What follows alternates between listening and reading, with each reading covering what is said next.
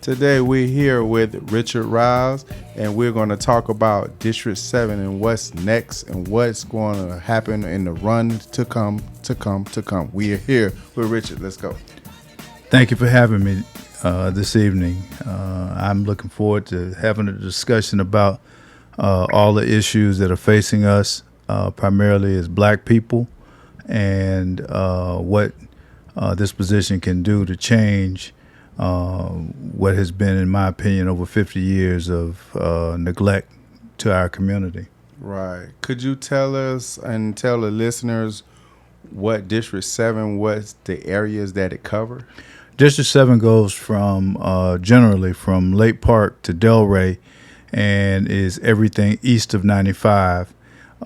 We have 3 precincts in Lake Worth, but for the most part, it's all of the Black communities in Riviera Beach, West Palm Beach, Delray, and Boynton, as well as Lake Park. Awesome. That's a big area. Me, myself, and Kinetic, we are products of District 7 as well, as far born and raised in Riviera Beach area. And we speaking of change in that area, and we kind of like we was on a rat race to find you because we behind you. Right. I appreciate that. You know, one of the reasons I'm running is because I think that the position there, you know, of course, if you look at the charter of the county, that it has certain things that a county commissioner does, pass laws and regulate the buildings and the real estate within District 7. But I think that we're at a critical time in the history of this state. This is probably the most important election since Reconstruction, in terms of as a Black person.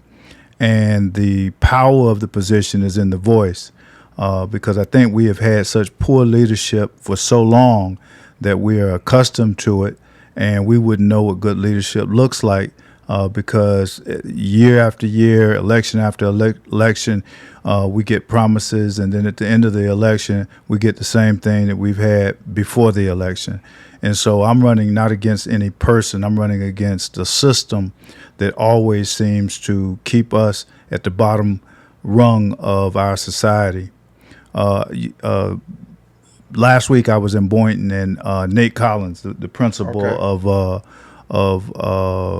former principal of Palm Beach Lakes, was there. Right. And good man. And the city of Boynton was telling the residents that they were getting ready to pave some roads, and they were getting ready to resurface some roads in the area where he lived, but they were waiting on a grant. And he stood up and he said, I've lived in that house for 50 years, and in that 50 years, not one time have you paved the road, have you resurfaced the roads, and now you're telling me that I have to wait for a grant. Wow. No. And so my tax dollars have gone to fix everywhere else in the city, and now we got to wait for grants. And I think that really is, if I were to put it in a nutshell, is the way we as African Americans have been treated in this community for far too long. Yeah. Right. And our elected representatives either are afraid to speak up or can't speak up because they've taken money and or are being influenced by forces that don't look like us. Okay. Absolutely. So my first question is, because you said it, it's been so long that we have been either misrepresented or underrepresented when it comes to politics, when it comes to getting things done in our neighborhoods. How do you deal with those voters who have fatigue, who have said, you know what, I'm not going to the polls. I don't care what they say. There's nothing that they do for us. I don't see anything they do for us. How do you bring them back to the polls? Well, that is probably the $50 million question, because what do they say? To continue to do things the same way and expecting a different result is insanity. Absolutely. And so our people ain't crazy. No. But, I just read a book, and it talked about how right after slavery, when the Atlanta had been burned to the ground and the smoke was still wafting in the air, General Sherman, who was the general for the Union troops, went to 20 black leaders and asked them, what is it you need in order to be able to survive in America? And they gave him 3 things. And those 3 things, I think, are still the most important things necessary for success in America. And one is they needed land, they needed education, and they needed the vote. And that's where 40 acres and a mule came from. Right. The 40 acres was first. But what most people don't realize is they also said they didn't want to live around white folks. That they wanted a property from Charleston to the St. John River to be all black. Mm-hmm. And so we lost our way perhaps when we fought for desegregation and integration. But at any rate, understanding that the vote controls the politics and the money in your community, we have to educate our people who have become disenchanted and make them understand that if they don't vote, somebody else, like with Mr. Collins, is not going to get, some other community is going to get the money that your taxes are paying for. Right, Mm-hmm. right. Because everybody pay taxes. Everybody. It's your job to use your voice, and your voice is to go there and take your whopping 5 minutes, y'all. It's only a few minutes to go and vote, because I get so just deflated when I go there and I can walk in and walk right back out. Right. Because I want it to be a wait. I want it to be a nice turnout. Of course, those who know, full disclosure, my dad was a politician for 25 years. This is something that is near and dear to my heart. And I can't imagine, because this was going to happen. When people keep playing with it, you're not going to be able to vote. Like, no joke. You're not going to be able to vote. Right. All those rights and things that are being rolled right on back to, 1940s, 30s, whatever it is. They're not playing with y'all, They really not. They're not playing with y'all. Y'all sit back and relax and think everything. They ain't do nothing. It's like you got to vote locally, if anything. Yeah. Right. Everybody pays so much attention to the national stage, and that's not where it is. If I'm not mistaken, this year I think all the seats are open. You know what I'm saying? And what we have to understand is the presidency with Biden and Trump. That's kind of like trying to put a blindfold over your local communities and what's really going on, because what can actually touch you is your local community. Yes. Like Mr. Ryles and everything, stuff what he's fighting for, whatever, that affect us right away. It takes so long for the presidency to get in tune and stuff like that.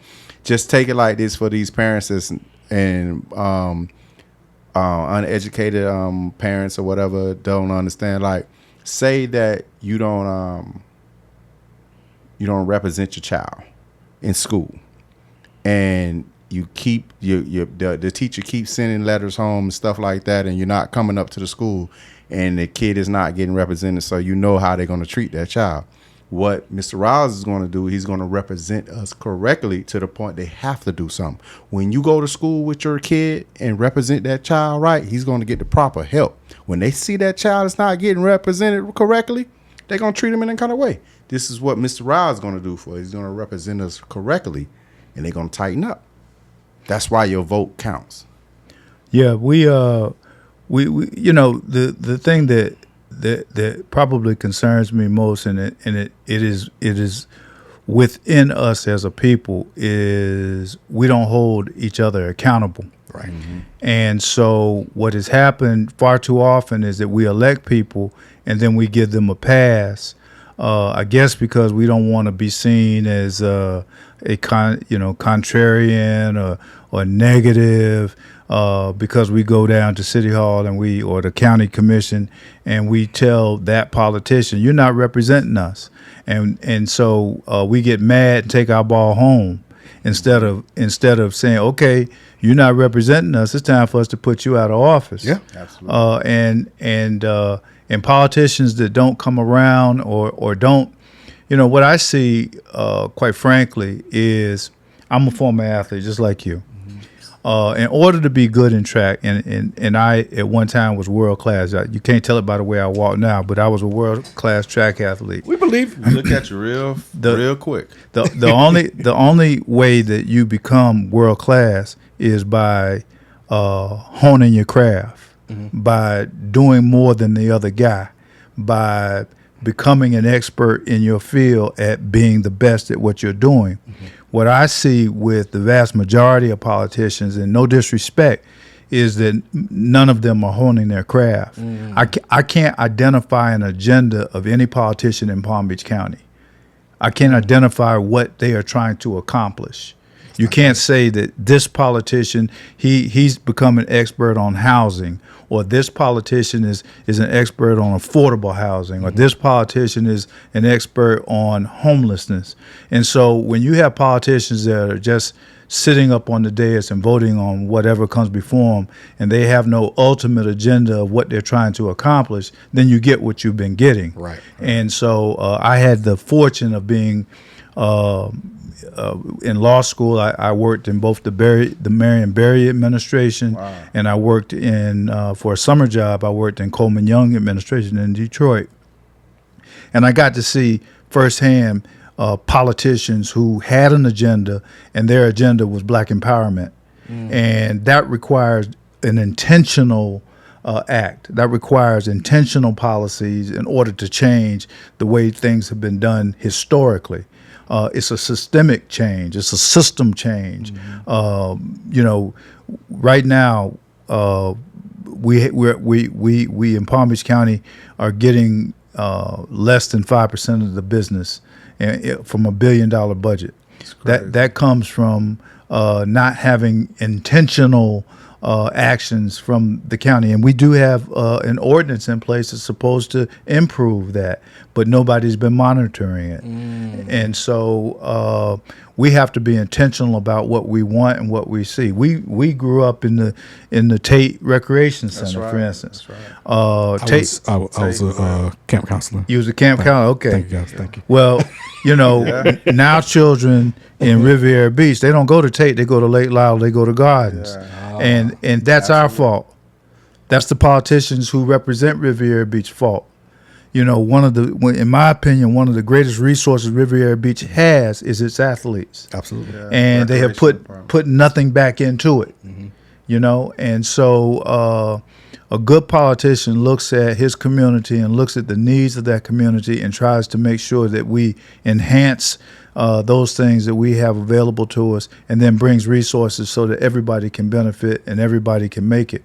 That's what I intend to do. I can see it. And what that does, he's speaking of recreation. A lot of us we are, so to speak, we're complainers, we're whiners, and we'll talk about our youth. Our youth is, like any other city, our crime stays up because that has something to do with the recreation center. The recreation center raised me, raised Mr. Ryles, raised us all to the point that you was camp counselor. Camp counselor. What else? Right. But you played. He was the same size he is now in recreation. So you see what I'm saying? So, but what I'm saying is, if you can actually stop complaining about what the kids are doing, what the youth are doing, it starts off. One place is the recreation centers. I mean, it was times that I only had one row from my grandmother. She was like, "Come home before the lights on." She knew where I was at. Can we say that about our kids now? No.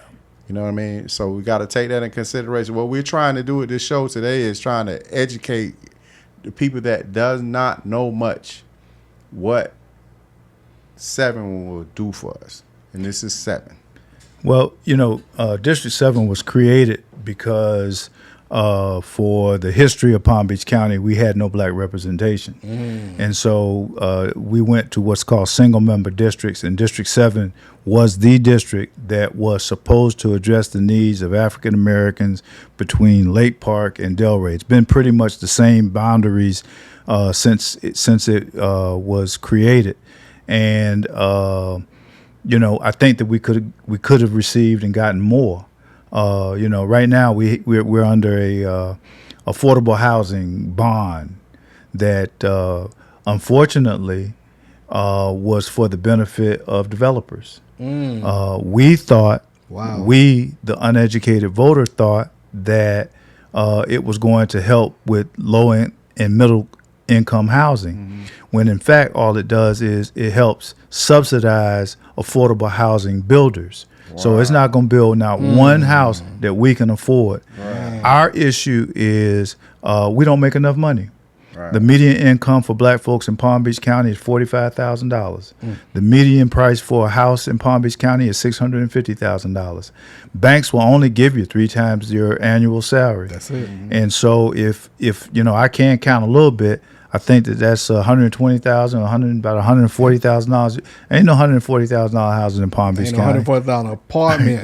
ain't no shack, no garage for that amount. Yeah. And so, there is some income inequality. The median income for a white person is $190,000. So compare that, $45,000 for us, $190,000. There's a big gap, and that has existed for over 80 years. The minimum wage came in 1938. It was 25 cents, and people thought that was a lot of money then. But think about this. Wow. In 1938, the minimum wage was 25 cents. The federal minimum wage now is $7. And so in 84 years, it's only gone up $7. That is insane. That's America. That's a system problem. Yeah. Now the minimum wage in Florida is $10 an hour. But who can live on $10 an hour in Florida? Still. With the average, I was talking to somebody the other day that has a place in Tiffany Lakes, and she told me that the rent was $1,800 a month. Yeah. You can't make $400 a week and live in before taxes and pay $1,800 a month. So you got to have 2 or 3 jobs, and so you need someone who understands these kitchen table issues, that's willing to bring them up and to fight for what's right. Rich people are getting richer, and the wealth gap is growing because the people we put in office, they like the title. They're not doing the work. But not the work. They like to wear suits and go to nice dinner parties and hang out with the big rich folks, but they're not going to Tamarind, they're not going to Wells, and they're not going to Tate. They're not doing the things and seeing what the result of their decisions, the impact of the decisions they're making, how they're affecting the people. Right. Man. That's excellent. So even, you named a couple of neighborhoods. Of course, believe it or not, I'm from Riviera Beach. Yeah. But Yeah, you are. 31st Street. But when you have those neighborhoods that have development that's coming in, I went down Tamarind on the way down. Mm-hmm. And of course, that area where they tore down all the projects and built up these nicer, affordable housing. Allegedly. Affordable housing is not affordable. Yeah. Right. How do you control the development versus just the overall inadequacies of, you want something new, you want something better, but those new and better things, like hamburger heaven is, it's coming back. But how do you control that? And not gentrify the neighborhood and not have everybody just come in and say, well, hey, I just built this brand new building. I'm going to get my money back off of this investment. How do you control that? Well, that starts with first of all, you have redlining. Yeah. And redlining, for people who don't know, is that you have decided that you're not going to invest in certain areas, and those areas always tend to be where we live. Mm-hmm. So you have redlining in between the railroad tracks and the railroad tracks. That's a historic redlining where the city did not put in the infrastructure and did not put the money back into the community. And now you have a CRA, which is a Community Redevelopment Act, who pretty much controls the development.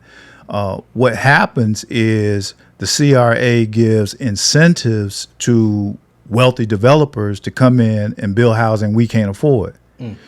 Well, if you vote people in that tell the CRA build housing that my people can afford, then that's what gets built.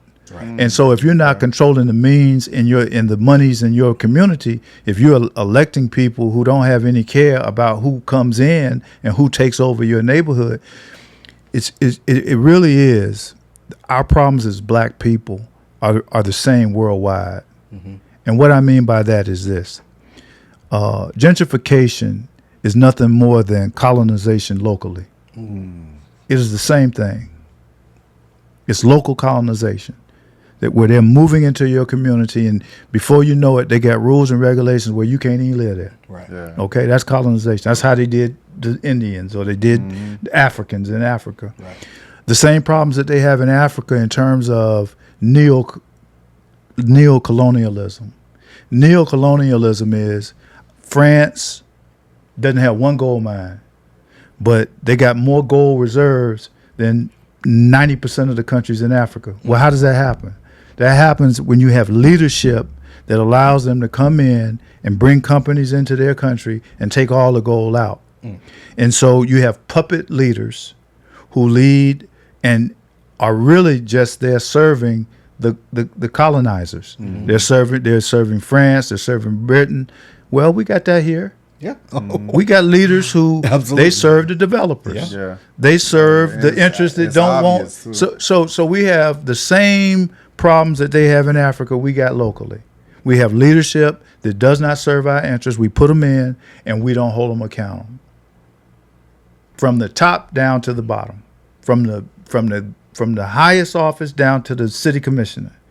And so we have if you understand that, and we start acting like free people and going down there when, black faces in high places that don't do anything for us are worthless. Yes.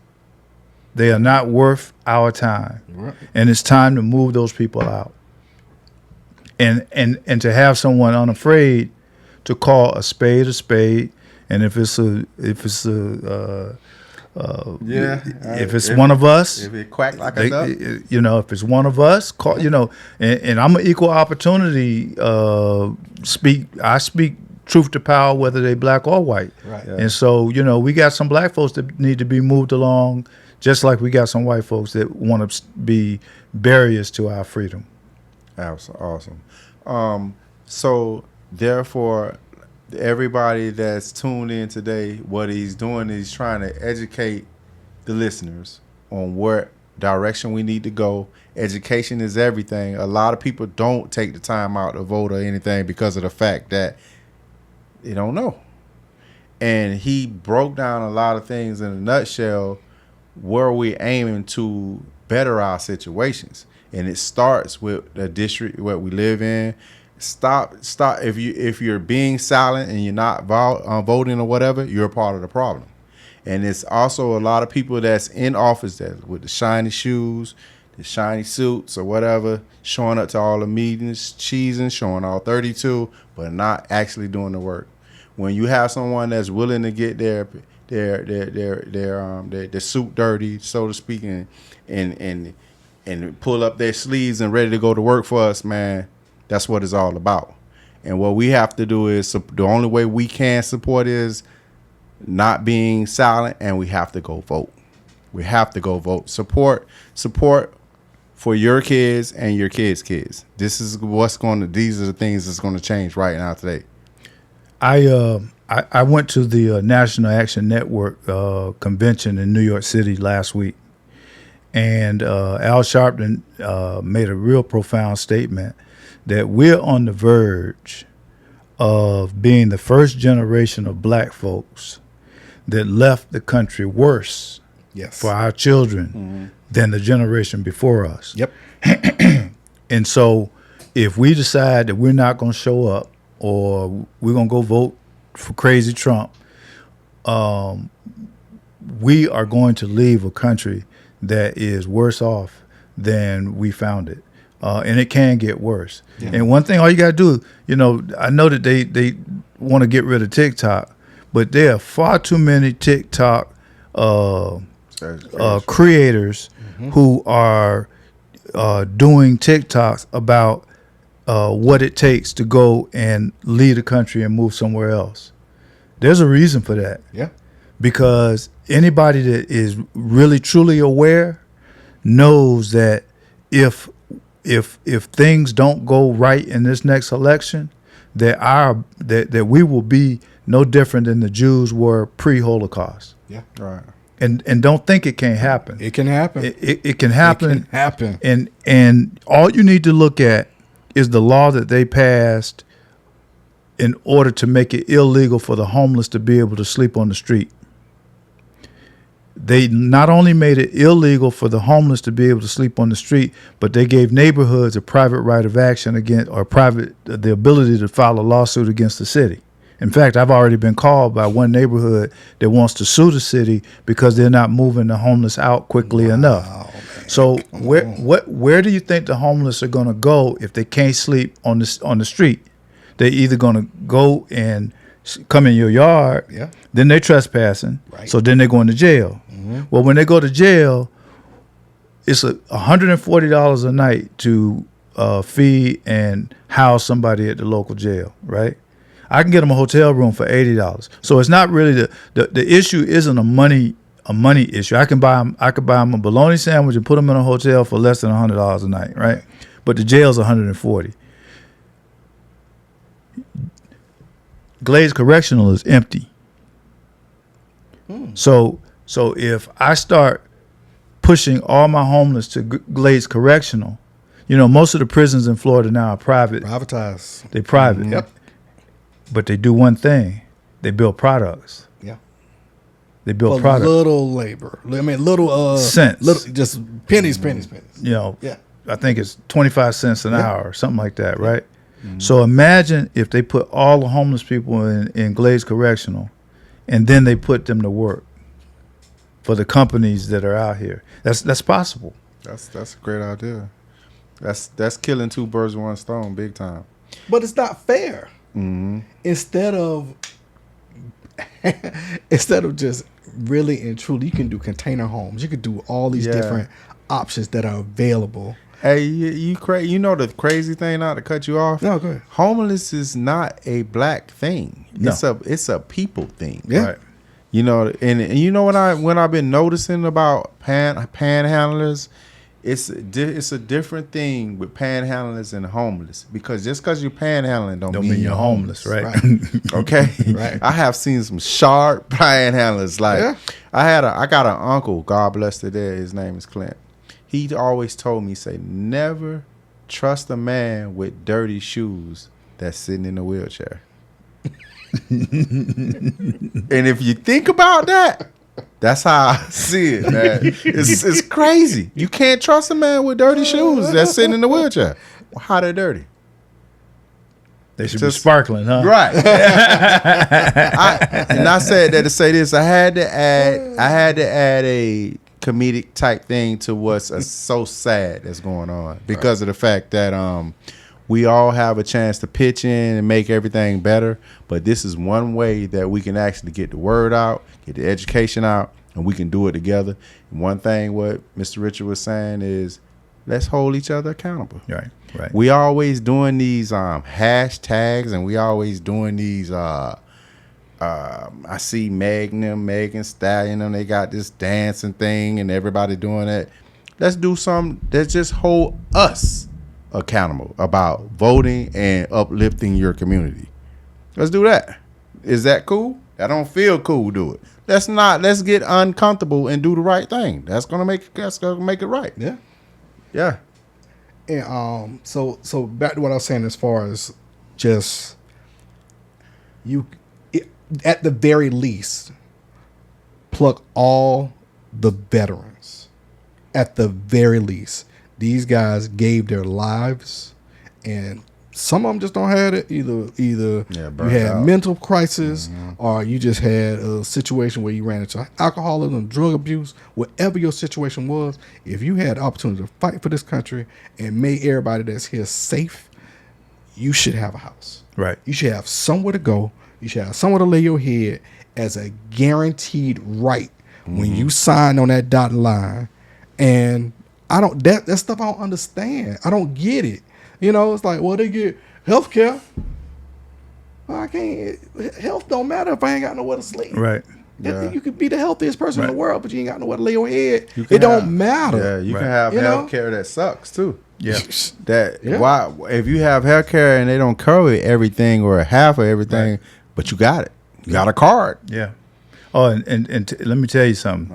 Okay. When I was getting ready to go through when I was going through a divorce, my wife cut me off the health care, right? Mm-hmm.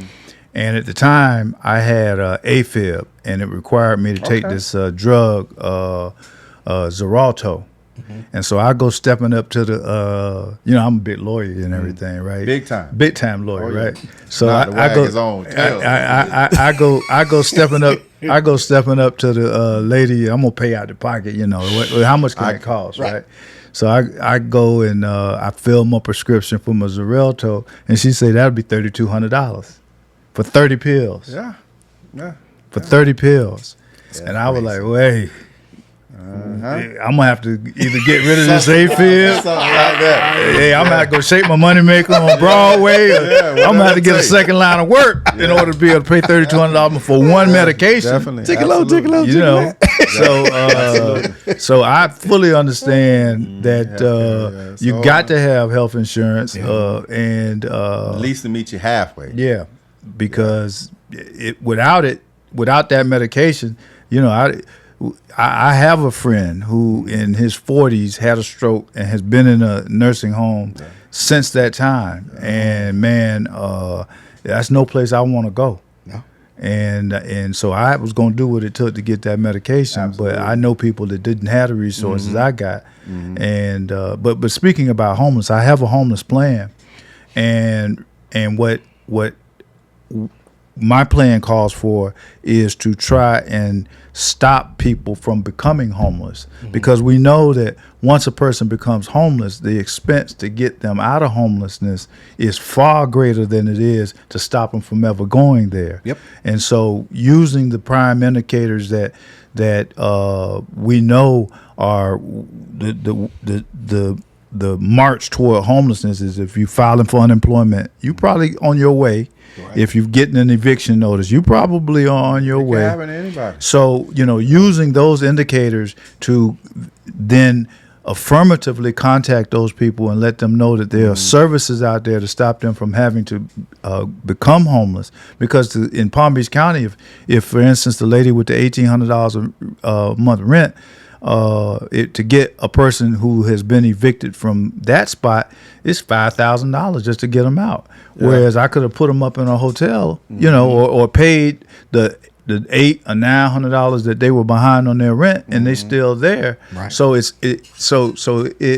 isn't fiscally responsible for us as a community to allow people to become homeless, and people think that it's just the downtrodden. I learned about 3 weeks ago about a school teacher who had 3 kids who was sleeping in her car. Yeah. And when you her student debt was too high, she gotten evicted, and didn't have any support from the father of her children, and she was sleeping in her car. I mean, that broke my heart as the son of a school teacher. Yeah. So I know that any one of us, It can but happen. for the grace of God, there go I. There you go. Introducing the official Hits, Cuts, and Bruises podcast online store, exclusively on tenantry.com. Show your love for your Hits, Cuts, and Bruises fans by rocking our stylish, high-quality merchandise. From hats, t-shirts to hoodies, we got you covered. Just head over to tenantry.com/HCB to browse our exclusive collection. Order now and get ready to be part of the Hits, Cuts, and Bruises podcast family. So, and actually, I want to talk about what do you think about the placing with the race as far as Caucasian police officers in black urban neighborhoods compared to and vice versa? Why is that so? What's the deal with that? Well, I guess my experience as a personal injury lawyer gives me a perspective that because I have sued a number of police departments, and I am of the opinion that there should not be a local police force. that police should be nationalized. You know, you do not see FBI agents or CIA agents indiscriminately shooting people by mistake. And the problem that I find with police departments is, depending on the municipality or the city, you have a different set of rules for hiring. So, you know, you could be, you know, and I have seen it. I had a case where one officer was a Broward County Sheriff officer, and he became a Broward County Sheriff officer because they had taken over Fort Lauderdale. Well, he did something and got fired from Broward, and then went and got a job at South Bay. Well, South Bay got taken over by the Sheriff's Department, but they did not hire him because they saw what he did in Broward, and he didn't have a job after they got taken over by the Palm Beach County Sheriff's Department. So he came to Riviera Beach, and now he's high ranking, very high ranking. And I had a case against him for breaking a guy's leg for no reason. And so that doesn't happen if there is a national academy and police officers are placed in locations based on their training from this national academy, and just like the military. Right. You don't hear about the military indiscriminately shooting and killing people that by mistake. Right. You know, they're specialists. Yeah. And so I think that at some point in time we'll wake up and nationalize our police force so that you don't have semi-professionals operating locally, that they are professionals. And that's what I would be advocating for. I like that. That's a good point, because when he says specialists, police, you know, they always say they're trained to de-escalate a situation, but why all your shots or whatever, send a mass or whatever, this and that, that's take pride on something, send a mass. And like you say with those specialists or whatever, if I have to stop a situation, if I have to draw my weapon, I shot you in the arm, and where you had the weapon at, and you're not that de-escalated the situation, that's a specialist. Now I'm gonna just jump in on that. Okay, go ahead. Because I know you was a cop. No, nobody's trained to shoot an arm. They're trained to kill. If you shoot, you're trained to kill. If a gun comes out, you train to kill. I am gonna kill this person. Okay, that's the problem with policing.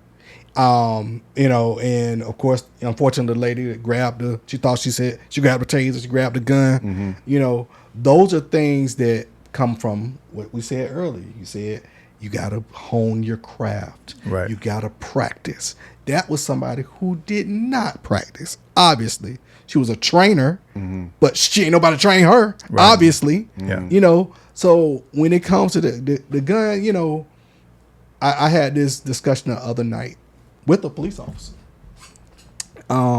and my argument was America has a gun problem because we have access to guns.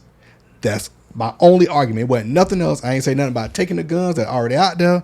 I ain't say nothing about, you know, you're going to be, but I did also say the responsibility has to be linear. If a kid shoot a school, mama got to go to jail, daddy got to go to jail. Whoever gave the gun, whatever that line is, to gain access to that kid, just like they put them parents in jail up there in Michigan, thank God, because that was irresponsible for those parents. But those ain't the only situation where you go into a house and then all of a sudden the kid got access to a gun and I'm going to take care of somebody because they made me sad. You know, I'm a firm believer in accountability and responsibility, and that's the biggest problem with this country. There's no accountability. People think they can do what they want to, and it's not the case because it's going to impact somebody else, right? No matter what. Well, what has happened, and you might have figured out, I am a self-taught historian. Yes. So the Second Amendment, the Second Amendment was not created because they wanted a well-armed militia or they wanted everybody to have guns. Mm-hmm. The reason the Second Amendment was created is because in the Revolutionary War between Britain and the United States, when Britain started losing, they armed black soldiers. So they created the Second Amendment because everybody could not own a gun prior to the Revolutionary War. And it was in order to arm white folks to take the guns away from those blacks who had been armed by the British. So now you have a situation where they have taken that law, kind of like Columbus discovered America when Columbus never ever set foot in America, and they have misused the language in order to say everybody should have a gun. And you know, when you had single shot weapons, muskets way back when, and now you got automatic weapons, they were not the for everybody to be able to own a weapon was not contemplated. But we're here now, Right. and the sad part is that we as black people are the only ones who truly don't believe in owning weapons. Certainly some of our folks who are living on the other side of the law have weapons, Right. but for the most part, most law-abiding African Americans don't have weapons. They don't believe in them, and it's sad I got me one. because I believe with the new gun laws, one of the things I also learned at the National Action Network conference was the woman from Ocala who walked up on the door to address a woman who got had shot through the door. and got shot through the door. That was crazy. Well, the grandmother of or her mother was there. The grandmother of the children was at the conference, and she said when the police went into the shooter's house, on her computer was how to claim stand your ground. Oh, so she So was she was gearing up. planning to do what she did. Come on, man. Come on. So, you know, when you have that mindset, we have to protect ourselves. Yeah. And we have to always, be on guard because a black life isn't worth very much in the criminal justice system. Don't have a record. You're really not worth it. No. Mm-mm. Yeah. Okay, enough of that. It's very important. But what do you think about they actually blindfolding our history with teaching it in the classrooms? What do you think? I know you're a good, big education guy. So what do you think about hiding our actual history? Because I think that the generation that's here and the generations to come, it's so intriguing and inspiring to know that you amongst history or whatever with all these creators and stuff like that, and now we have the other Caucasians or whatever, they're just trying to erase that from our future in the minds and the souls of our future. What do you think about that? Malcolm X said, "You're a fool if you think that your oppressor is ever going to teach the proper history for your people." Never happened. And I think that we are in a position where we are now in terms of the state of Florida wanting to teach a sanitized version of African American history in our schools because we allowed it to happen. I think that on the death of Malcolm X and Martin Luther King, we have been searching for the next Malcolm and Martin, and they ain't coming. They not. And if we think about this, the AME Church in 1833 created Allen University. In 1866, 1 year after slavery, we created Edward Waters University, AME churches. Wilberforce Church created before the end of slavery. If we could create universities before and during slavery, we ought not be sitting around here upset, mad about the state of Florida teaching us a half-ass history anyway, because they're still teaching that Columbus discovered America when we know that Columbus never ever set foot in America. Yep. They're still teaching that all men are created equal from the Constitution and the Bill of Rights. And we know that black men were enslaved. Yep. And so the fiction of America, meaning that the lie of America, is what is generally taught in schools, and it is on us and our responsibility to truth and facts. And we have allowed our school system, we have been lazy in not teaching truth and facts to our children, and it has disempowered our children. It's our responsibility to teach history and to teach accurate history. There's a book that I want everybody to get.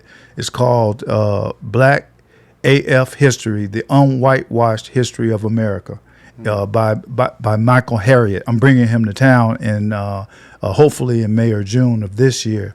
But in that book is all the stuff I just covered in stuff. So in a very easy format to read for yourself. And then you're not sitting around here thinking that this country is built on truth. And, Hitler sent a lawyer over to the United States because he couldn't understand how you could have Jim Crow in the South, in this country, and have a standing in the world as being the beacon of democracy and freedom and justice.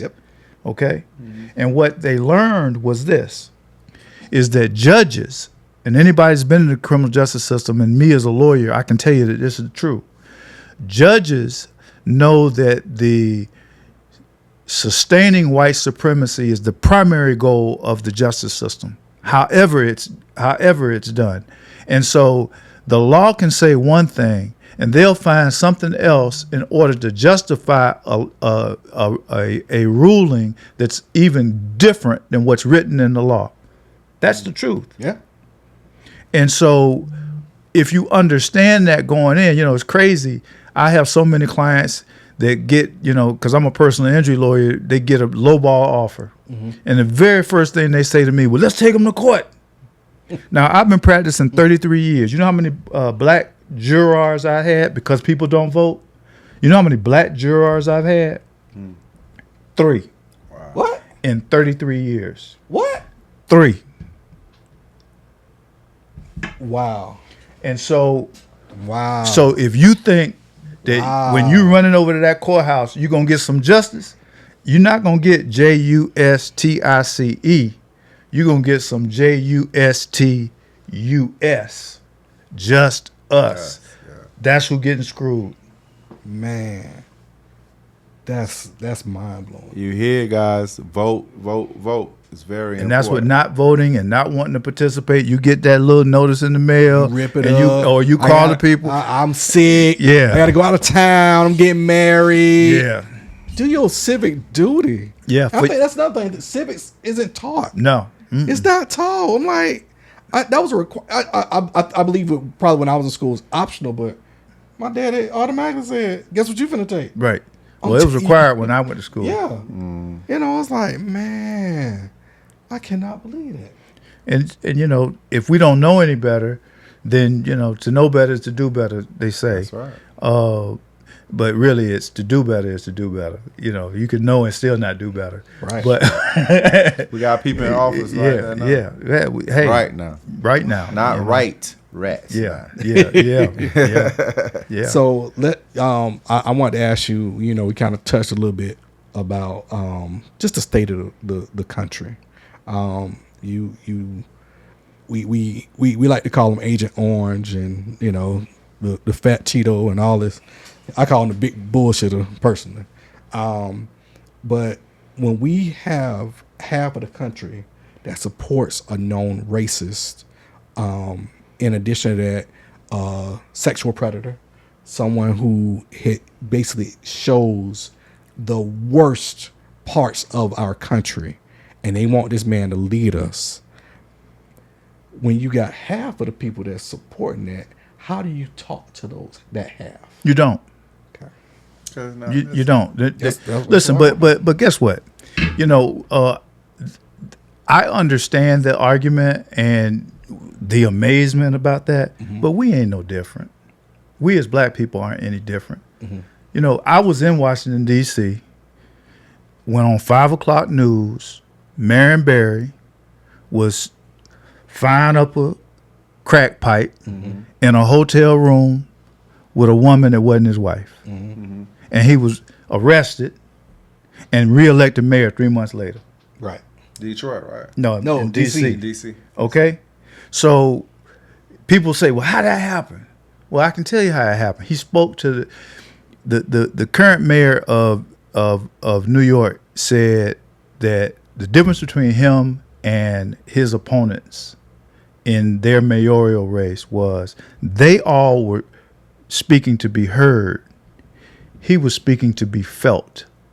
So Marion Barry understood the where black folks were. Trump understands where white folks are. At least that 70 million that are supporting him. Right. And they are hardcore racists. And that we don't have to sugarcoat it. They are hardcore racists. We have to understand that we have to vote in our self-interest. Right. And unfortunately, he's capitalizing on some of the ignorance of, because I find quite a number of young black men are supporting Trump. They sure are. Because they like the fact, he got in trouble, he treat women He got like me a check, y'all. What? He signed the check, yeah. and so they are basing their decision on ignorance, and that's why we have to take a greater interest in what's going on around us, and our total view of life can't come from this. No. It used to be a paper here in Palm Beach County. Y'all way too young. It used to be called the Photo News. And the Photo News had a distribution of about 7,000 people, and it was in every barbershop and every beauty parlor in Palm Beach County, right? Wow. And the reason people read it is because in the Photo News, it might say, Gwen Ryles' son Richard just got a football scholarship to the University of Illinois, and or he won the state track championship, or it might say Erica's son doing well over there at North Shore. Okay, so everybody, you reading it because you might be in there, you know. Well, now everybody got a Photo News. Yeah. Photo News has 7,500 probably at the most distribution. Most people got 5,000 to 10,000 friends. Okay, so they can be their own Photo News, and what they're getting in terms of the information, a lot of it is putrid, it's trash, it's garbage, pollution, and so that is contributing to our problem: the misinformation, the disinformation, and they don't know the difference between the two. I mean, I get hit before the election. The bots are gonna come. Of course. All the crazy stuff that you're gonna read, and if you can't recognize a bot or recognize something that's just pure trash, you're gonna go down that street. And that's what happened to a lot of those guys that are supporting Trump. They're supporting them for reasons that they don't even realize, because somebody in Ukraine or Belarus or somewhere else has bombarded their Facebook and their social media, and they've read it and bought it hook, line, and sinker, and they are nothing more than a robot. Right. That's a sad state of affairs. Yeah. Can you tell the listeners how to because I'm gonna be honest with you, the education that I have gotten from you just the past year, just your social media. See, one thing about being on social media and letting social media be on you is the prime example of Mr. Ryles. He actually is on social media and not letting it run him. He runs his. And all the education that I have gotten from him over the last year has just been real. Like, I actually feel like I went and got a little piece of my little degree that I was doing. You know what I mean? I mean, it's been waiting on me to come get it. And you know how he say is he's self-educated on a lot of stuff or whatever. If it's in a book or you can Google it or whatever, it's the information is there. I've said that to say this is how do you if they see this show and they want to, once you get elected, when they see the show, how can they still have a piece of Mr. Ryles as well? Well, we're getting ready to put up a YouTube channel, which so just Google my name, and if you Google me, you'll find all my social media handles, my TikTok. My TikTok is where I do most of it. It's good. Yeah, it's so many times I just send stuff to him because he's the Bruises of Hits, Cuts, and Bruises, and the politician or the unapologetic guy, don't whatever. He's that for us. And when I see Richard on there early in the morning, I'll send it to Kinetic, and I'm like, man, sharp. And that's a good thing. And that's from our district. He's a product of our district. Yep. This is what when you go through a gumbo and you go through the bad, the ups and the downs or whatever, this is what you get. Now we're trying to create some gumbo for the kids. They can actually don't have to go through 50 plus years of a damaged 7.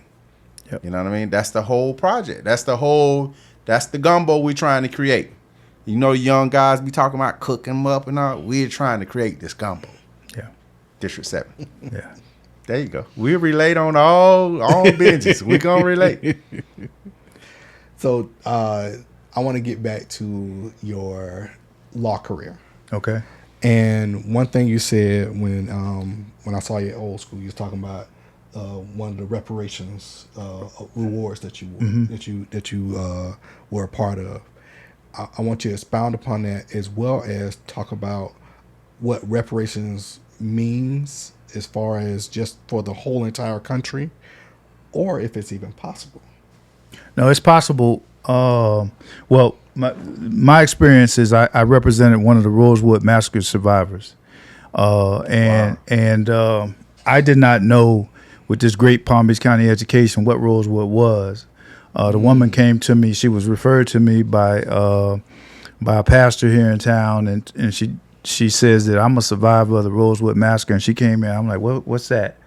And she said, in the state of Florida is going to give reparations to the survivors, and I think I'm entitled. And I was like, yeah, right. They ain't giving y'all no money, right. But of course, all of it ended up happening, you know. Wow, that's great. But you know, in Rosewood, for those people who don't know, was a community up in North Florida in Levi County, where a white woman accused a black man of raping her when in fact she had a little side piece, and the husband was coming in the front door and he was going out the back door, and she said, a black man just raped me, so that she wouldn't get caught. And then the Ku Klux Klan came from as far away as Georgia and burned down Rosewood. And Rosewood had a Masonic hall, churches, a very affluent community, almost like Black Wall Street. And in fact, it was more affluent than the white community that was next to it. And so they burned them down and then took their land. Yeah. Wow. And so we were able to get some Republicans on board. And I learned something else about Florida history, which is pertinent today. When we passed the Rosewood Claims Bill Act, the Democrats had controlled the governor's mansion, the Senate, and the House for 150 years. Wow. Just silent. Right? Now those Democrats that were in control that 150 years are what are the Republicans now. Okay? They ain't the same Democrats. Right. All right?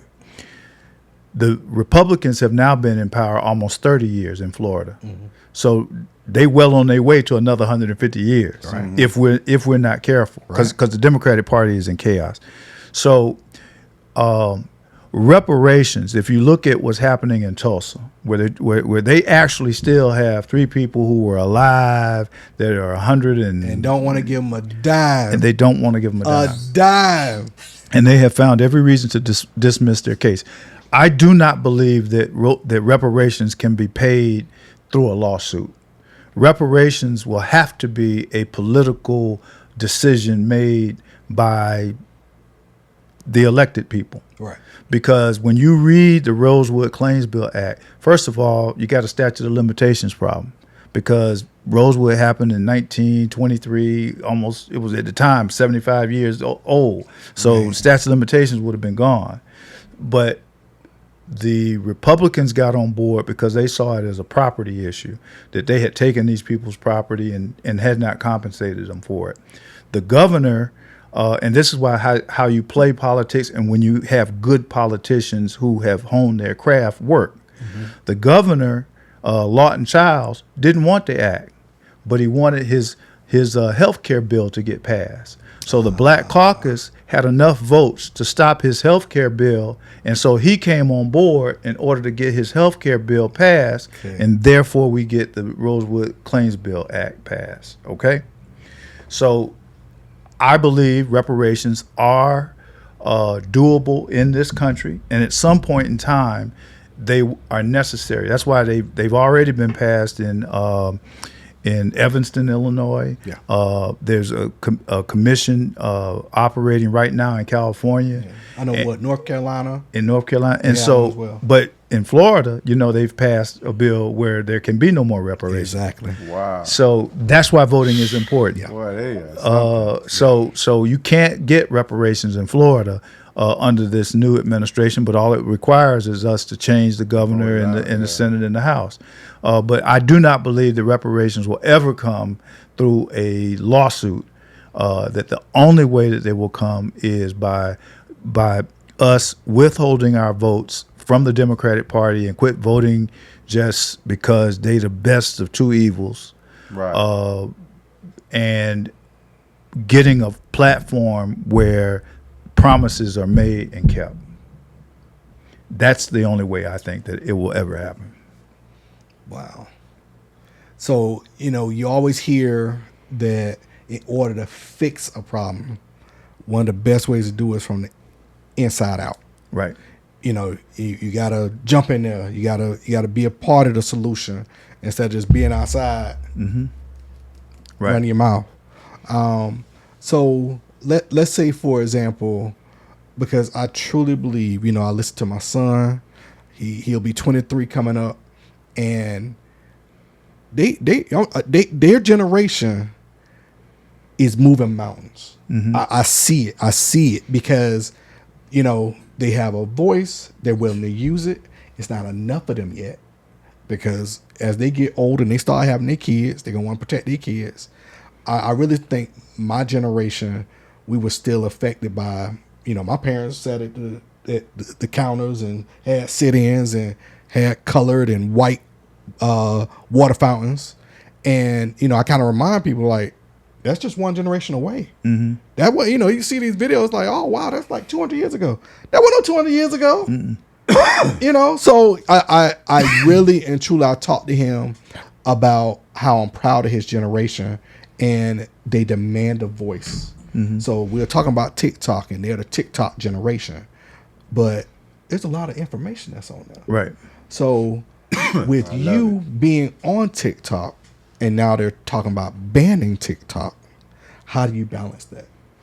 Well, I certainly think that the American government wants to ban TikTok, not because of Chinese ownership, but because of the information that's available on it. It is the best, and they have cracked the Omega code to being able to teach a lot of information in 3 minutes. Right. Yeah. And it really does show you that the American educational system, why it's failing.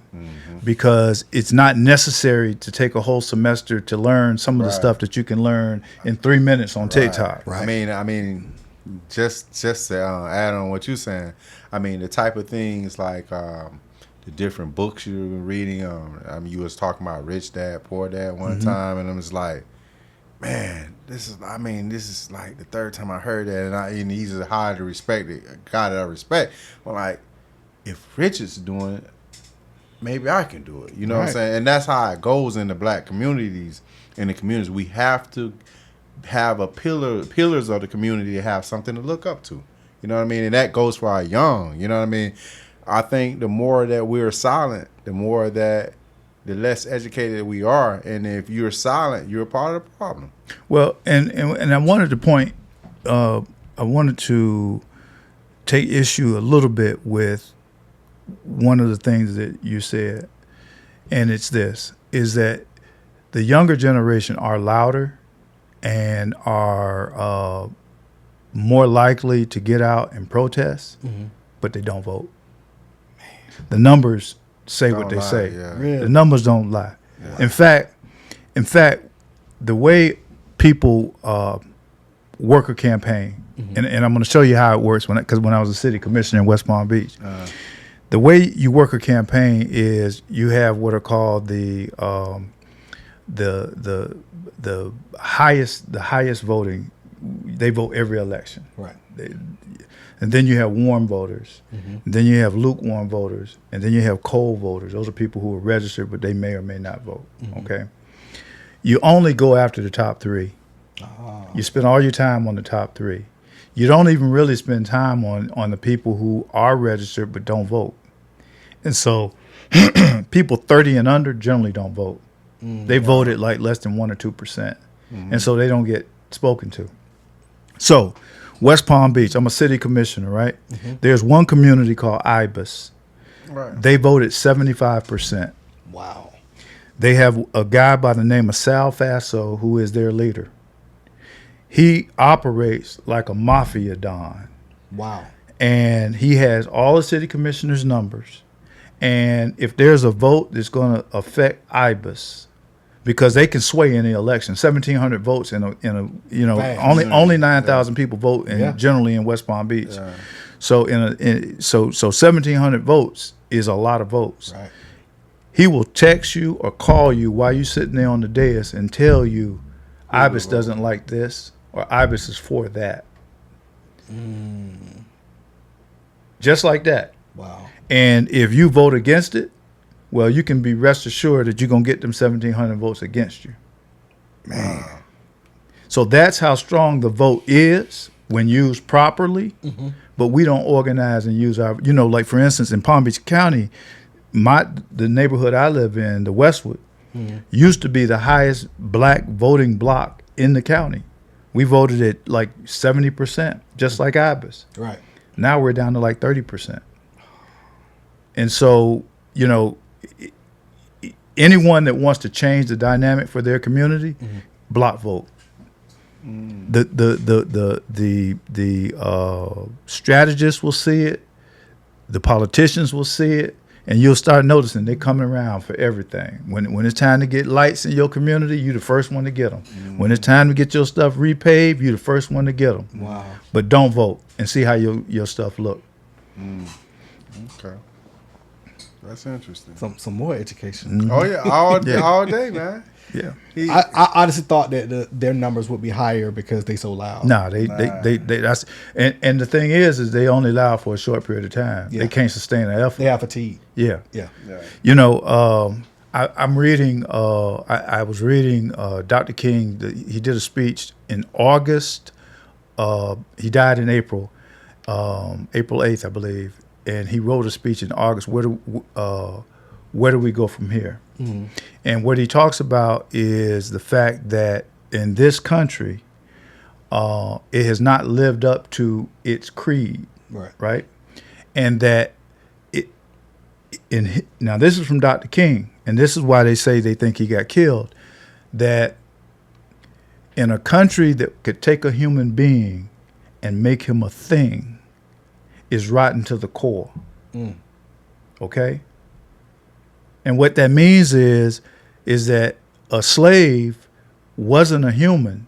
He was just like a horse or Property. just like he was like any other piece of property. And they had laws that you could kill him, beat him, maim him, do anything you want to do. They didn't have the same rights as a human being. And he says that a country that could thingify a human being is rotten from the core and cannot be, it has to be reborn. And he uses the parable of Nicodemus in order to explain it, where Nicodemus asks, how can I be reborn? And you have to ask, And so this country has to be reborn. And that's why I say that when I'm running I'm running to change the system. Right. And I'm not running to change the American system. I'm running to change this Palm Beach County system. Okay? And, the young people, he was talking about the creation of the SCLC and how they were able to bring seal tests, and y'all too young to remember seal test ice cream to their knees. And the way they did it was they went to seal tests. They were in Cleveland, and 40% of the residents of Cleveland were black. but Sealtest had less than 10% of the people working there were black. And he told them, y'all got to raise them numbers. Yeah. And they told him, go to hell. So he didn't get mad. He went right over to A&P, which carried Sealtest ice cream, and told them they had to take all the Sealtest. Now, they started out, all the Sealtest ice cream in the black community. It was 5 stores in the black community. And they told him to go to hell. So they picketed the store, A&P, for 2 weeks. And they not only took Sealtest out of the black community, they took it out the entire Cleveland. Wow. For 3 weeks. Sealtest came to him and told him, he said, and they spoke so humbly. That they came in and they spoke so humbly, and they told us that they would not only meet our 40% demand, they would go higher to 45%. And within 1 year, Sealtest Ice Cream had a workforce that looked more like the city as opposed to the one they had prior to the protest. Right. That is what we need in leadership. Okay. You talking about something? The root of any plant is the most important thing. Of course. Because we're trying to sow seeds education wise. I'm talking about finance education, financial wealth, employment, everything. That's the root of all. And what Mr. Ryles is aimed at is the root. Yeah. And with anything that you're trying to plant, the root has to be watered. And that's what we're doing is we're watering what can happen. What's the possibilities? Yeah. And we all, when we get behind, when there's no lights on or whatever, we complain about what's not happening. Sometimes a vote, most of the time, goes a long way, and that's what we're here today. And man, just like Mr. Ryles say, man, that education that they're trying to hold back, it's some good education out there on that social media. That TikTok, man, it had me glued sometimes. You know, this is my first year on it. You know, I'm like, wow. And I'm gonna say this: sustained effort, like what you're talking about with the young people, right? Yeah. If they had some leadership behind them and understood the dynamics of what makes things work, there's only been really 3 protests in Palm Beach County that I can remember. My mother was a school teacher. The school teachers walked out because the black school teachers walked out because they were getting half the pay that the white school teachers were getting.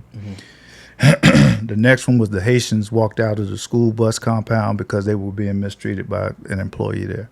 The other one that was successful was when they shut down the Palm Beach Gardens Mall in order to get Norman Roger indicted. Roger, yeah. And most people don't remember the Tuesday before the protest at the Palm Beach Gardens City Commission, they said, we're going to wait till the end of the investigation, right? That Thursday, they shut down the mall, shut down the Gardens Mall, and shut down PGA. Wow. With Jones. Friday, he was indicted. Wow. Yeah. Yeah, I remember that. Y'all So definitely learned some stuff. strength I is left at in 91. Okay. Strength is in them. Yeah. Strength is in numbers, man. You talking about with Corey Jones situation? Yeah. Roger, yeah. Strength is definitely in numbers. Yep. Got that right. So we never like to say goodbye. We like to say to be continued. Which we will. Yeah, this is definitely. I enjoyed myself. Thank you for having me. You definitely smarter. Yeah. I tell you. I was smarter than I was definitely smarter. I hope I ain't give you a headache. No, man. Listen, man. That was therapeutic for me. I need all that, man. But in closing, we want you to go ahead and go and tout your platform. Just in closing for our listeners as well as our viewers, and of course that you got our support and how absolutely how they should support you as well. Well, we need volunteers. They can go to RylesFor7.com. It's real easy, and log on and check us out. And our platform is there. And just support. Tell your family, your friends, and I'm not long-winded. I try not to be. RylesFor7.com is everything easy. you need. Yeah, and that's it. And that 7 means a lot. What we've been going through with that 7. Think about it. Yeah. Oh, yeah. Significant. Very. And with that, I want to say God bless, good night, and appreciate y'all viewing us tonight. Peace. Y'all watch another episode after this one. Which one should you say to watch after this one? Probably Movers and Shakers. Okay. Movers and Shakers. Y'all watch that one next. Givers and takers. Which one are you? All right. Peace. Thanks.